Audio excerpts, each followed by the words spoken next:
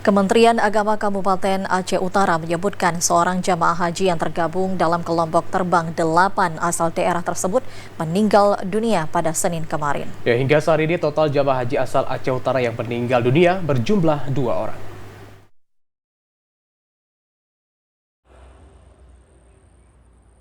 Seorang jemaah haji yang tergabung dalam kelompok terbang 8 rombongan 1 asal Kabupaten Aceh Utara meninggal dunia di Arab Saudi pada Senin kemarin. Jemaah ini dilaporkan bernama Nur Hayati berusia 48 tahun asal Panton Labu, Kecamatan Tanah Jambu Aye, Kabupaten Aceh Utara. Kasih Penyelenggaraan Haji dan Umroh Kementerian Agama Kabupaten Aceh Utara, Yusriyadi, mengatakan, sesuai dengan laporan dari petugas kloter di Arab Saudi, Nur Hayati didiagnosa mengalami serangan jantung. Sebelum dikabarkan meninggal dunia di Mekah Medical Center, Nur Hayati juga sempat dirawat selama beberapa hari di sejumlah rumah sakit di Arab Saudi. Dirinya memastikan sebelum meninggal dunia, Nur Hayati telah melaksanakan rukun dan wajib haji. Menurutnya, saat ini almarhumah telah dikebumikan di Mekah.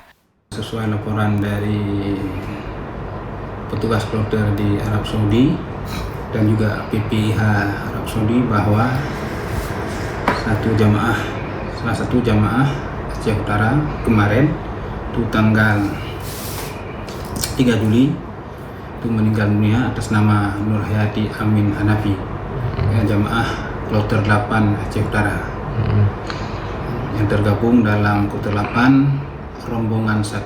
Alamat almarhumah itu di Gede Panton Labu. Kementerian Agama Kabupaten Aceh Utara mencatat total jemaah haji asal daerah tersebut yang meninggal di Arab Saudi berjumlah 2 orang. Sebelumnya, yang pertama bernama Razali yang juga tergabung dalam kloter 8 meninggal pada Juni 2023 lalu.